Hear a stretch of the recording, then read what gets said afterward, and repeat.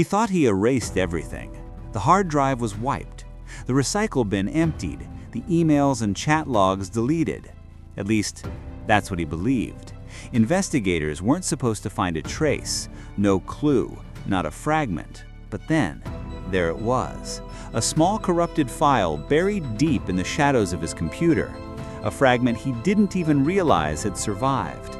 Inside it, hurried words, nervous timestamps, messages that matched the exact window when a life was taken. This is Silent Veil. Tonight we follow the thin thread that unraveled a polished alibi, the fragment that exposed a lie, and the haunting truth that in the digital age, nothing is ever truly gone. It was the kind of neighborhood people move into because it feels safe.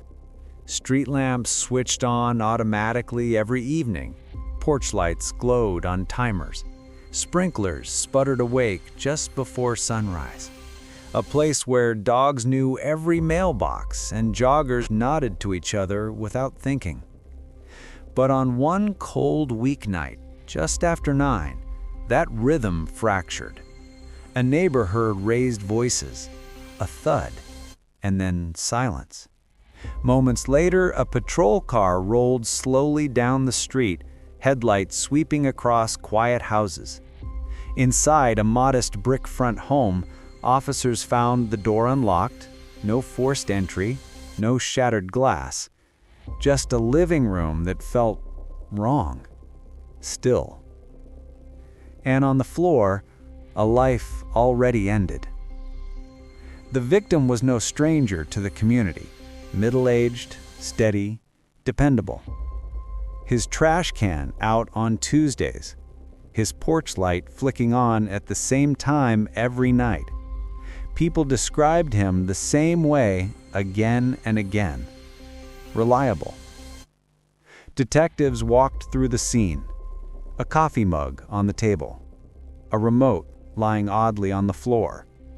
A coat still hanging on a chair. There was no chaos, no struggle, no desperation. Whoever came through that door moved with intent. It didn't take long for a name to surface. A neighbor. A man who lived only a few houses away. He and the victim had argued about money. A failed business idea that never took off. A debt left behind. When detectives knocked on his door, he answered calmly. Too calmly, some would later say. He told them he'd been home all evening. He even offered to show him his computer. Work documents open, emails drafted, a spreadsheet with neat timestamps. It was a perfect alibi. Almost too perfect. The detectives left politely, but as they walked down the driveway, one leaned toward the other and whispered, "That felt rehearsed." But suspicion is not proof, and a feeling isn't evidence. In today's world, a spotless computer isn't always a sign of innocence. Sometimes it's just a sign of preparation, because deletion doesn't destroy data. It only removes the map. The ghost of the data remains until it's overwritten. Forensic analysts took the suspect's laptop. They created a perfect image of the drive, preserving every single byte. On the surface, everything looked ordinary. Family photos, tax files, streaming history. Even the recycle bin was spotless, almost aggressively so. But analysts don't stop at appearances. They dug deeper, into the unallocated space, the attic of digital memory where discarded fragments linger. It's like entering a library where the catalog cards are missing, but the books remain scattered on the shelves. Buried there, they found a file with a plain name, report_final.docx. But when opened in raw code, it wasn't a report at all. It was a chat log. The conversation was short, clipped, unsettling. Going now. Be quick. Gloves this time. No mistakes. 4 lines. 4 glimpses into intent. The timestamps fell between 9:07 and 9:16 p.m., the exact window when the neighborhood raised voices, and then silence. The analysts leaned back. The room went quiet. Everyone knew what this meant. Despite careful deletion, these messages had survived, like footprints trapped in drying cement. But fragments alone aren't enough to convict. They needed more. Analysts pulled router logs. Normally, the suspect's computer whispered constantly. Auto updates, cloud syncs, little background pings. But that night, from 9:05 to 9:25, silence, a perfect gap. They checked his smartwatch. Every night, it recorded steps, heartbeats, motion. But that night, flatline, 20 silent minutes. Cameras told the same story. A doorbell cam caught a shadow leaving his house at 9:06. Another camera saw someone returning at 9:23. Grainy footage, no face, but the timestamps told their tale. Then came the phone records. At 9:08, his phone detached from Wi-Fi, scanned for networks. At 9:24, it reconnected. Each piece on its own could be explained away. Together, they formed a web. Detectives canvassed the neighborhood again, this time armed with sharper questions. One neighbor remembered a shadow crossing the street, fast, purposeful. Another recalled the suspect's car interior light flicking on around the same time, as if a door had opened and slammed quickly shut. Small details, but small details build a story. When investigators revisited the suspect's first interview, the cracks widened. His answers had been too polished, too rehearsed. The documents he showed? Genuine, yes, but metadata revealed something else. They'd been batch-edited, adjusted retroactively. Not a smoking gun on their own, but together with the chat log, the router silence, the smartwatch gap, the grainy cameras, the phone logs. The picture was coming into focus.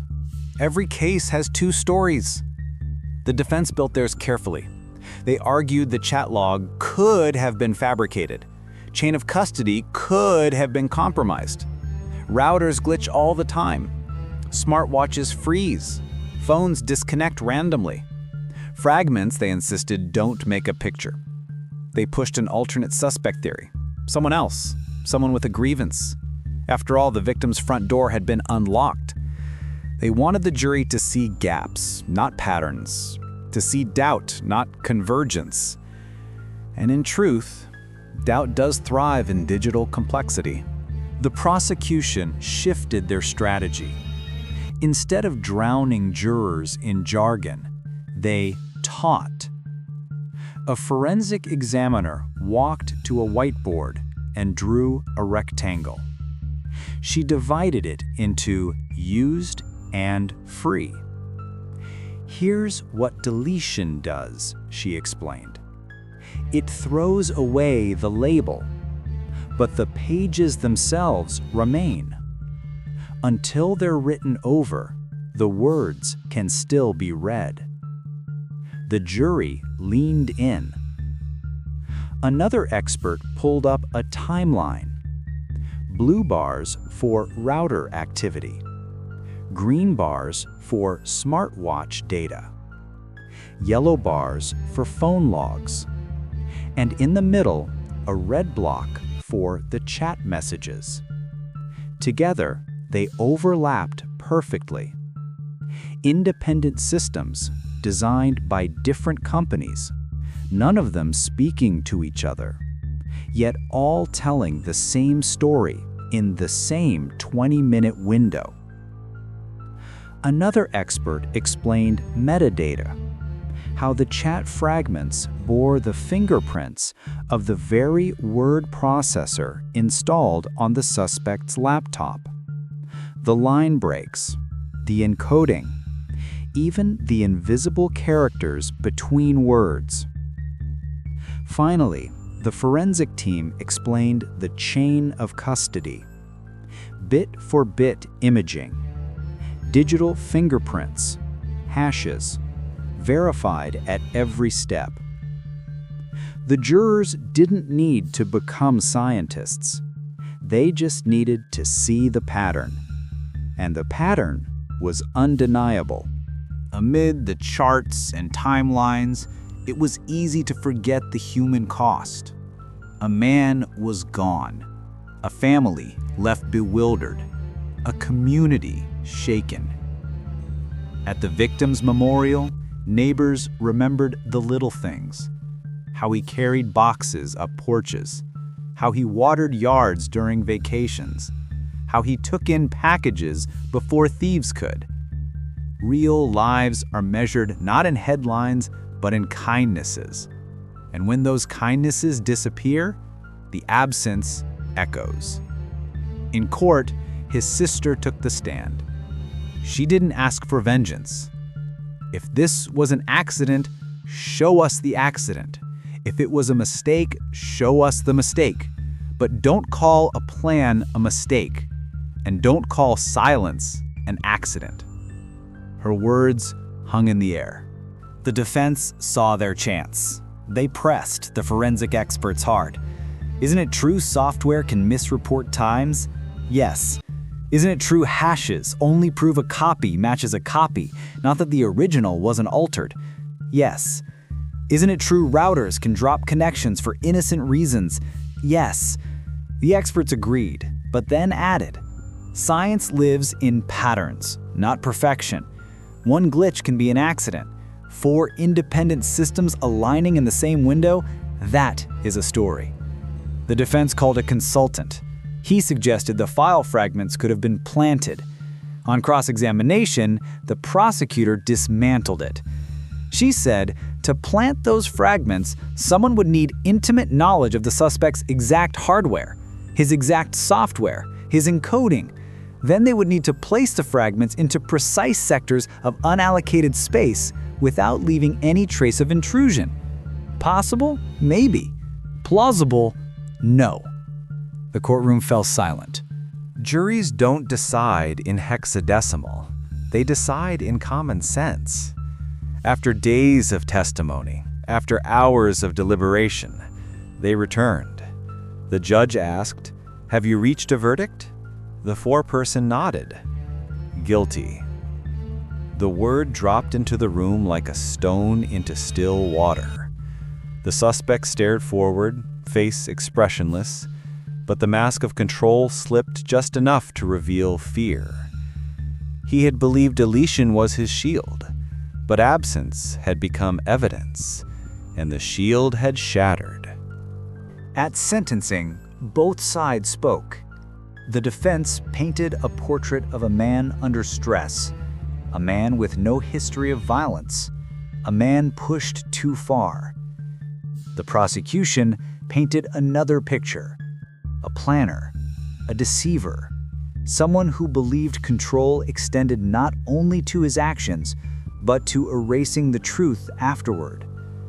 The judge said little. Judges often don't. "We do not judge machines," she said, "but we depend on them to remember what people want to forget." And with that, she handed down the sentence. Years stacked on years. A punishment measured by law, but never by the weight of the absence he had created. The neighborhood tried to return to its rhythm. Porch lights flicked on at dusk. Dogs sniffed the same mailboxes. Sprinklers sputtered to life again at dawn. But something had changed. People now understood that safety is not the absence of danger. It is the presence of attention. Most of us think of deletion as disappearance. Drag a file to the trash, empty the bin, watch the icon vanish. Gone. But deletion is a myth. What really happens is a relabeling. The system marks that space as available. The file still sits there, like an old letter slipped into the back of a drawer. Until it's overwritten, it waits. That waiting is what betrayed him. He believed silence was invisibility, but silence became the loudest sound of all. In court, experts reminded the jury technology forgets slowly, and it remembers more than we want. The case triggered debates far beyond the courtroom. If every deleted file can be resurrected, what does that mean for privacy? Civil liberties advocates warned of overreach. If law enforcement can reconstruct fragments, should they? Where is the line between solving crimes and exposing lives? Forensic experts argued back. Criminals rely on deletion to hide. Without these tools, justice falters.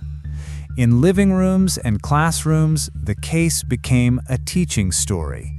Students asked, "Do we really own our data, or does it own us?" For families, the lesson was simpler. Be careful with trust. Be cautious with silence. Back in that quiet neighborhood, the house remained for sale for months. No one wanted to move into walls that had held such silence. Neighbors formed tighter bonds. They checked on each other more. Cookouts turned into watchful gatherings. It wasn't paranoia, it was awareness. One neighbor later said, "We used to think safety meant nothing bad had happened. Now we know it means noticing when something might." This wasn't the first time technology exposed a hidden story, and it won't be the last. Fitness trackers have solved murders by logging steps victims never took. Smart speakers have recorded sounds in rooms thought private. Cell towers have mapped journeys suspects swore they never made. Every device is a witness, every log a memory. And sometimes those memories become the only voices for the voiceless. The irony is stark. The very tools people use to plan, to conceal, to erase, become the tools that reveal. He thought deletion was control. He thought silence was safety. He thought emptiness was proof. What he didn't understand is that absence leaves a shape, like footprints in wet cement, like shadows in photographs, like echoes in empty rooms. And in that shape, truth lingers. The gavel fell. The courtroom emptied. The headlines faded. But the file remained, a reminder, locked forever in the forensic archives. The victim's family carried on, scarred but steady. The neighborhood adjusted, one porch light at a time. And investigators moved to the next case, knowing technology would both frustrate and guide them again. For us, the story lingers like an echo, that in the age of data, silence is not absence, and nothing, not even deletion, is truly gone. This is Silent Veil. Thank you for walking with us into the shadows. We tell these stories with respect for justice, for memory, for truth. If you found meaning here, consider subscribing. Join us every Tuesday and Friday as we uncover the cases where silence speaks loudest. Until then, stay vigilant. And remember, the veil is never as thick as it seems.